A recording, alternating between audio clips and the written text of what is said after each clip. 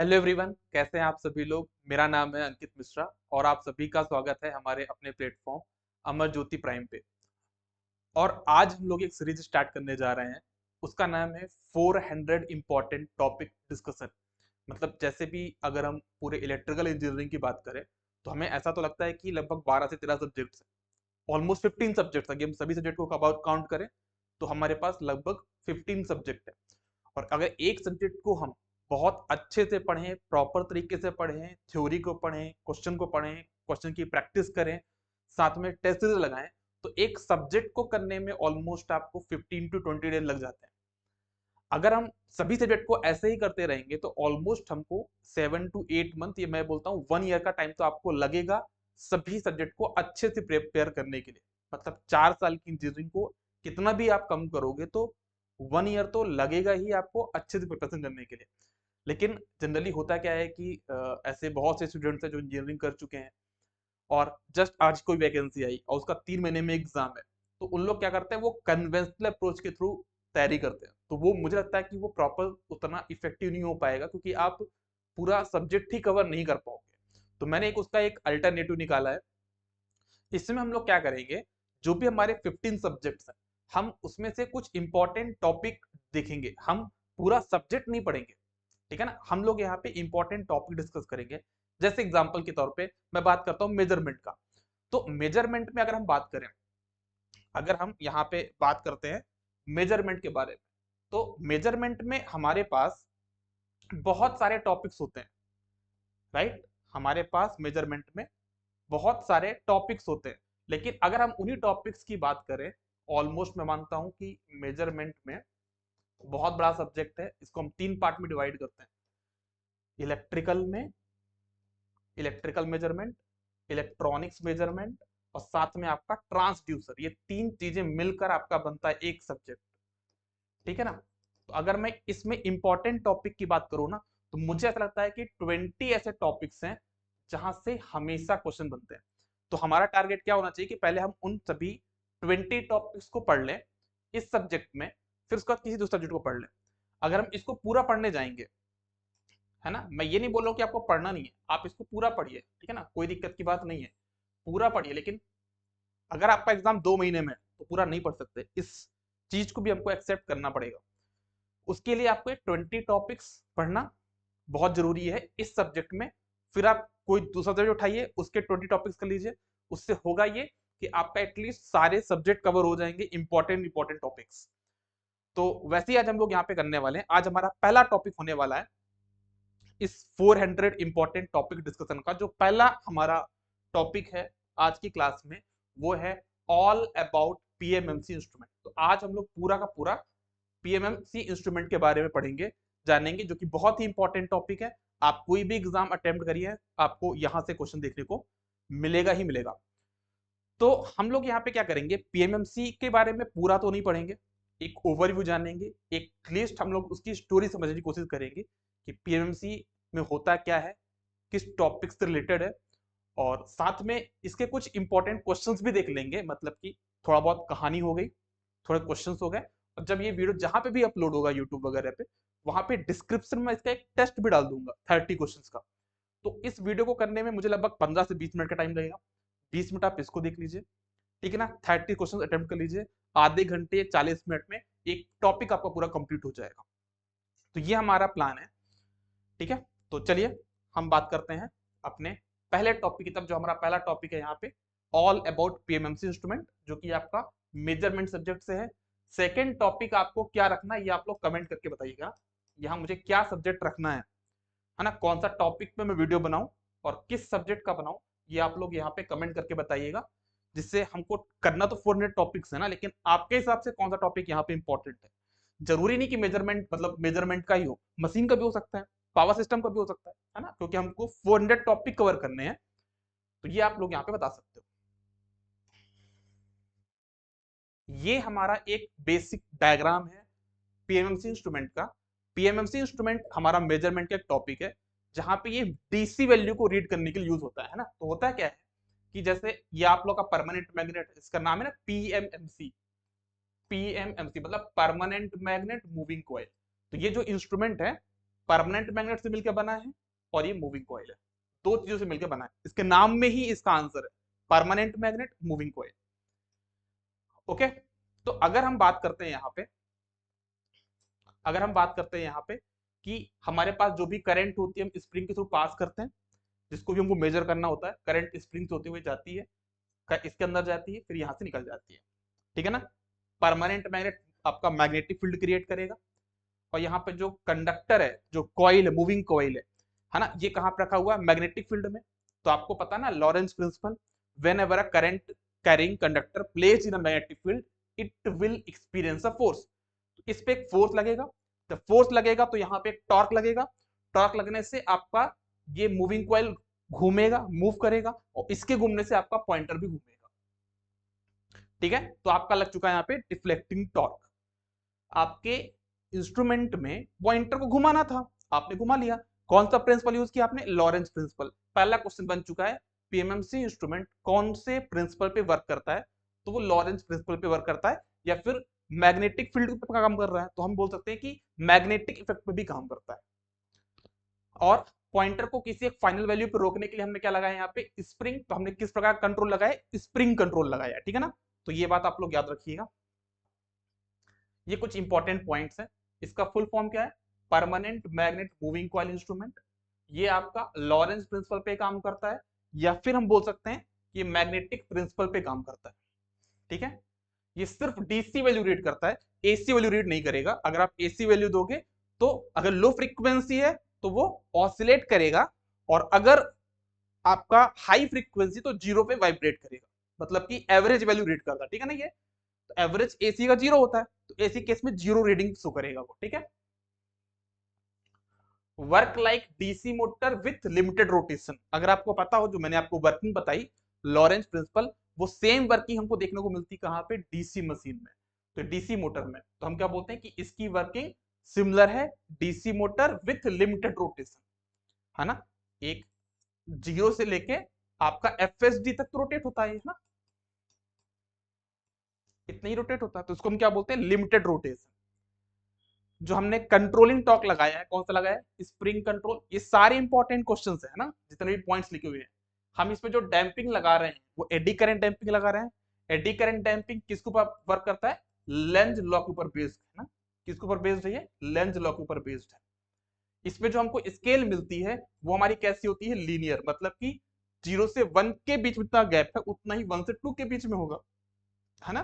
तो हमारी जो स्केल है वो लीनियर है, या फिर हम उसको बोलते हैं आपका यूनिफॉर्म स्केल, दोनों बोल सकते हैं, लीनियर या फिर यूनिफॉर्म स्केल। अगर किसी भी इंस्ट्रूमेंट की लीनियर स्केल होती है तो उस इंस्ट्रूमेंट का कैलिब्रेशन करना बड़ा आसान हो जाता है। कैलिब्रेशन मतलब कि पुरानी स्केल को हटा के नई स्केल लगाना, मैपिंग करना, कैलिब्रेशन करना बड़ा आसान हो जाएगा, ठीक है। जो हमारा स्प्रिंग हमने लगाया है कंट्रोलिंग टॉर्क के लिए, वो जो स्प्रिंग है वो आपका कंडक्टिंग मटेरियल होता है और साथ में नॉन मैग्नेटिक मटेरियल होता है, ठीक है। जो हमको डिफ्लेक्टिंग टॉर्क मिलेगा मूविंग कॉइल पे जो लगता है, उसका फॉर्मूला होता है BINA, बीना। याद रखना सभी लोग इसको। जो डिफ्लेक्टिंग टॉर्क का जो फॉर्मूला होगा वो होता है BINA। बी मतलब होता है आपका मैग्नेटिक फ्लक्स डेंसिटी, आई आपकी current, N number of turns, A आपका क्रॉस सेक्शन एरिया। तो ये आपको फॉर्मूला याद रखना है, ठीक है। कंट्रोलिंग टॉर्क का जो फॉर्मूला होता है केसी इंटू थीटा। केसी आपका कांस्टेंट है जिसको हम बोलते हैं स्प्रिंग कांस्टेंट, और थीटा आपके पास यहाँ पे डिफ्लेक्शन एंगल है। तो ये कंट्रोलिंग टॉर्क का फॉर्मूला भी आप लोग याद रखिएगा। और ये भी याद रखिए कि जब हमारा वैल्यू स्टेडी स्टेट पे होता है ना, अगर हम बात करें जब हमारा पॉइंटर कहाँ पे होगा, स्टेडी स्टेट पे, मतलब फाइनल वैल्यू पे, उस केस में टीडी का मैग्नीट्यूड और टीसी का मैग्नीट्यूड बराबर होता है। मतलब कि जो बीना है वो किसके बराबर हो जाएगा, केसी इंटू थीटा के बराबर हो जाएगा। तो वो थीटा की वैल्यू अगर निकालना कितना हो जाएगा, BINA बीना अपॉन केसी। तो ये वैल्यू आपकी यहाँ पे आ जाएगी। कभी कभी जब कभी आप लोग बड़े एग्जाम देते हो जहां पे टफ क्वेश्चन आते हैं या फिर लेंदी क्वेश्चन आते हैं, तो इनकी वैल्यू दे दी जाती है BINA KC, और आपसे थीटा की वैल्यू पूछेंगे, तो सिंपल फॉर्मूले से आप बता सकते हो, ठीक है। एक क्वेश्चन बनता है, जैसे मैंने आपको बताया कि अगर मान लो स्प्रिंग टूट गई तो पॉइंटर क्या रीड करेगा, अरे भाई जब स्प्रिंग टूट गई तो वो करंट आपकी मूविंग कॉइल तक जा ही नहीं पाएगी, तो लॉरेंस फोर्स लग ही नहीं पाएगा, तो पॉइंटर क्या रीड करेगा, जीरो रीड करेगा। हमारे इस इंस्ट्रूमेंट की सबसे अच्छी खास बात यह है कि इसका टॉर्क टू वेट रेशियो बहुत ज्यादा होता है। टॉर्क टू वेट रेशियो मतलब क्या होता है कि हमारे पास परमानेंट मैग्नेट है, वो एक स्ट्रॉन्ग मैग्नेटिक फील्ड प्रोवाइड करेगा, तो जो पॉइंटर पे जो टॉर्क लगेगा वो बहुत ज्यादा होगा, मतलब उसके वेट से भी ज्यादा वो टॉर्क लगा रहा है, तो उससे हमको सेंसिटिविटी अच्छी मिलेगी और उससे हमको एक्यूरेसी अच्छी मिलती है। तो याद रखना, इससे हमको हायर सेंसिटिविटी मिलेगी और साथ में एक्यूरेसी भी अच्छी मिलती है। लेकिन एक प्रॉब्लम यही है पीएमएमसी की कि जो हमने स्प्रिंग लगाई है वो हेयर थिकनेस की है, जिसकी वजह से ये बहुत कम करंट और बहुत कम वोल्टेज मेजर कर सकता है। वॉट मीटर नहीं बनाते, पीएमएमसी का वॉट मीटर नहीं बनता, पीएमएमसी का सिर्फ एमीटर और वोल्ट मीटर बनता है। That means PMMC instrument can be used only to measure current and voltage, not for power. तो यहाँ पे लिखा मैंने wattmeter construction is not possible.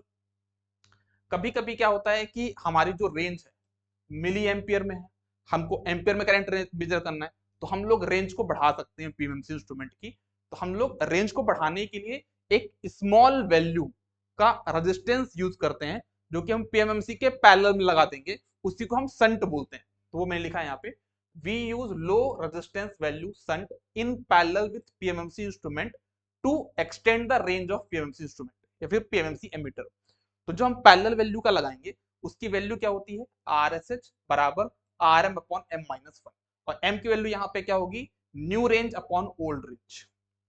हम कितनी रेंज तक बढ़ाना चाह रहे हैं वो हमारी हो गई न्यू रेंज, और पीएमएमसी की जो पहले जो रेंज थी वो गई इसकी old range.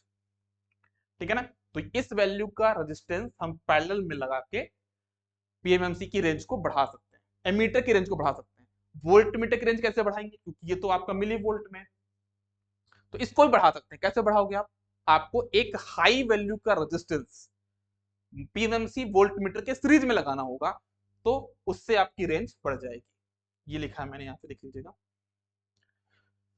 in order to increase the range of PMMC voltmeter we use high value of resistance, इसको हम बोलते हैं multiplier, in series with the voltmeter।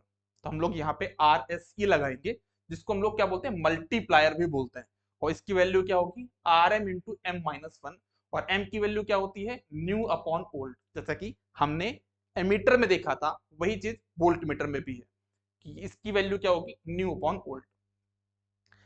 हमारे पीएमएमसी इंस्ट्रूमेंट में कभी कभी टेम्परेचर इफेक्ट भी देखने को मिलता है, तो उसको कंपनसेट करने के लिए हम लोग एक रेजिस्टेंस का यूज करते हैं, जिसको हम बोलते हैं स्वैम्पिंग रेजिस्टेंस। और ये जो रेजिस्टेंस होता है जनरली पीएमएमसी इंस्ट्रूमेंट के सीरीज में लगाया जाता है। ओके, हम इसको सीरीज में लगाते हैं और इसकी जो वैल्यू होगी ऑलमोस्ट मीटर रेजिस्टेंस का 20 टू 30 टाइम्स होती है, 20 से 30 गुना। जो हमारा पीएमएमसी इंस्ट्रूमेंट है उसकी वैल्यू का 20 से 30 गुना, 20 टू 30 टाइम्स इसकी वैल्यू देखने को आपको मिलती है। एक जो सबसे इंपॉर्टेंट बात है कि हमारा जो पीएमएमसी इंस्ट्रूमेंट है वो एमीटर के लिए और वोल्टमीटर के लिए कंस्ट्रक्शन सेम है, मतलब कि एमीटर और वोल्टमीटर में कंस्ट्रक्शनल डिफरेंस कुछ भी यहाँ पे नहीं होता है। इसका मतलब ये कि ये दोनों हमारे इंस्ट्रूमेंट इंटर कन्वर्टेबल होते हैं। एमीटर है तो हम उसको वोल्टमीटर बना सकते हैं, वोल्टमीटर है हम उसको एमीटर बना सकते हैं। ठीक है ना, तो ये बात आप ध्यान में रखिएगा। कुछ एरर होती हैं हमारे पीएमएमसी में, उनकी वैल्यू कितनी क्या होती है आप देख लीजिए।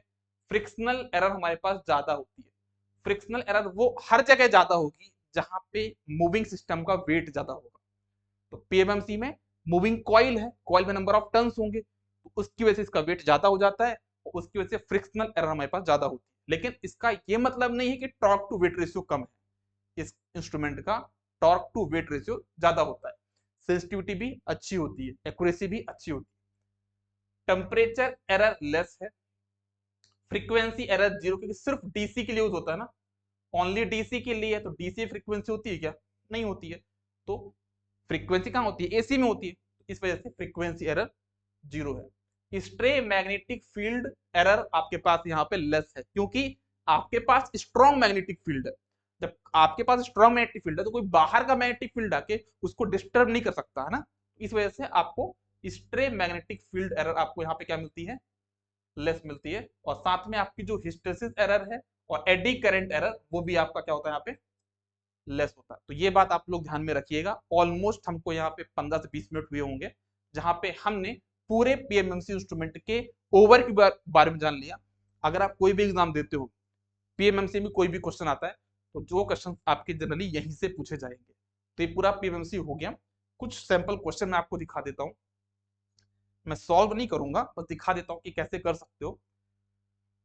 एक क्वेश्चन दिया गया है, PMMC instrument gives full scale deflection of 1 milliampere. Okay, मतलब इसकी रेंज होगी, मैंने बोला था ना कि पीएमएमसी की रेंज कम होती है, तो कम है 1 मिली एम्पियर।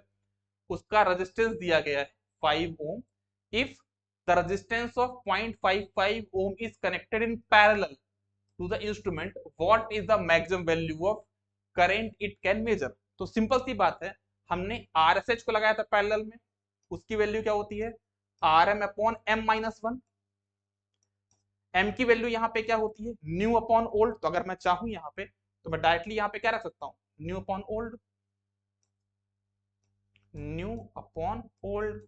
अब इस क्वेश्चन में आपको सारी वैल्यू दी हुई है, आप ध्यान से देख लो। इस क्वेश्चन में आपको यहाँ पे सारी वैल्यू दी हुई है। आपको आरएसएस दिया है कितना 0.55, 0.55 आपको ये वैल्यू दी हुई है ना। आपको आरएम दिया हुआ कितना दिया हुआ, दैट इज 5 ओम। ठीक है, आपको यहाँ पे ओल्ड रेंज दी हुई कितना 1 मिली एम्पियर। तो आप न्यू रेंज नहीं निकाल लोगे, निकाल लेंगे। सॉल्व कर लीजिएगा ना, सोल्यूशन तो आप लोग कर ही सकते हो, कैलकुलेशन वाला पार्ट मैं नहीं करूंगा। आप मूविंग कॉइल देखो, जनरली हम बोलते हैं पीएमएमसी, बट पीएमएमसी को बहुत जगह मूविंग कॉइल भी बोल दिया जाता है, उसका पीएम गायब कर देते हैं, सिर्फ मूविंग कॉइल बोलते हैं। तो आप लोग अवेयर रहेगा इस चीज को। A moving coil voltmeter measure only DC voltages. PMMC emitter can be used as an emitter. आपको emitter बनाना है, वो तो पहले से emitter है, तो कैसे बनाओगे, एक रेजिस्टेंस मतलब रेंज बढ़ाने की बात कर रहे हैं वो, कैसे रेंज बढ़ाओगे, पीएमएमसी एमीटर के पैरेलल में लो वैल्यू का रेजिस्टेंस ऐड करना है, जिसको हम संट बोलते हैं। देख लो, हम क्या बोलेंगे संट रेजिस्टेंस। संट रेजिस्टेंस से हम ये काम कर सकते हैं। Which of the following has linear scale, तो पीएमएमसी, तो हमारे पास क्या मूविंग कॉइल, इसकी स्केल क्या होती है लीनियर होती है। The main disadvantage of PMMC instrument is, यहाँ पे डिसएडवांटेज है ओके क्वेश्चन में। तो इसमें क्या है high torque to weight ratio, ये तो एडवांटेज हो गया। By which high accuracy is obtained, अच्छी बात है ये। By shunt and series multiplier a single instrument can be used for multiple ranges of voltage and current, बिल्कुल सही बात है ना, हम रेंज को बढ़ा सकते हैं शंट और मल्टीप्लायर का यूज करके। Both AC and DC value can be measured, ये तो गलत हो गया ना, एसी रीड नहीं करता ये स्टेटमेंट गलत है, और यही गलत हमसे वही पूछा गया है ना। तो हमारा क्या हो जाएगा आंसर ये, ठीक है ना, यही हमारा आंसर हो जाएगा। ये हमारा डिसएडवांटेज है, बाकी सब तो एडवांटेज थे। If PMMC meter is connected to the AC supply, then अगर हम पीएमएमसी को एसी सप्लाई से कनेक्ट करें तो क्या होगा, वो हमारा जीरो रीडिंग शो करता है। तो यहाँ पे कुछ भी बोल सकते हैं, यहाँ पे देखिए देखना, meter read zero, meter gets damage, pointer will vibrate, pointer does not move. तो इसमें आप ध्यान समझिए कि जब हम पीएमसी को एसी सप्लाई देते हैं तो वो डिपेंड करता है कि उसकी फ्रीक्वेंसी कितनी। लो फ्रीक्वेंसी केस में वो ऑसिलेट करता है, तो यहाँ पे ऑसिलेट का ऑप्शन तो नहीं है, चलो ठीक है। अगर हाई फ्रीक्वेंसी देंगे तो वो वाइब्रेट करता है, तो यहाँ पे वाइब्रेशन का तो आंसर। और जब ये बहुत टाइम तक वाइब्रेट करेगा तो वो डैमेज भी हो जाएगा ऑब्वियसली, तो पॉइंटर विल बी यहाँ पे वाइब्रेट भी करेगा और डैमेज भी हो सकता है। और सो कितना कर रहा है, कहाँ वाइब्रेट कर रहा है, जीरो पे वाइब्रेट कर रहा है। तो ऑलमोस्ट अगर अपने कॉन्सेप्ट को देखें तो तीनों आंसर फिट हो रहे हैं, लेकिन हमको एग्जैक्ट देखना है ज्यादा सही आंसर कौन सा होगा। तो ज्यादा सही आंसर होगा मीटर रीड जीरो, है ना, जो एवरेज वैल्यू हमारा पीएमसी रीड करता है, एसी का एवरेज जीरो होता है, तो पॉइंटर हमारा जीरो रीड करेगा। अगर क्वेश्चन में यहाँ पे बोल दिया था हाई फ्रीक्वेंसी, तो मैं बोलता कि भाई वो क्या करेगा, वाइब्रेट करेगा और तुरंत डैमेज नहीं होता, कुछ टाइम बाद डैमेज होता है। तो ये हम नहीं बोल सकते कि बी हमारा करेक्ट आंसर होगा, है ना। हमको सप्लाई के बारे में नहीं पता कि वो हाई फ्रीक्वेंसी और बहुत टाइम तक देंगे तब वो डैमेज होता है, तो ये हमारा बी आंसर यहाँ पे करेक्ट नहीं होगा। तो ये मैंने आपको पूरा बताया पीएमसी के बारे में। नेक्स्ट टॉपिक हमको क्या रखना है, किस टॉपिक पे वीडियो बनाना है, वो आप लोग कमेंट करके जरूर बताइएगा। ठीक है, मिलते हैं नेक्स्ट वीडियो में। Good day, all the best, take care, bye bye.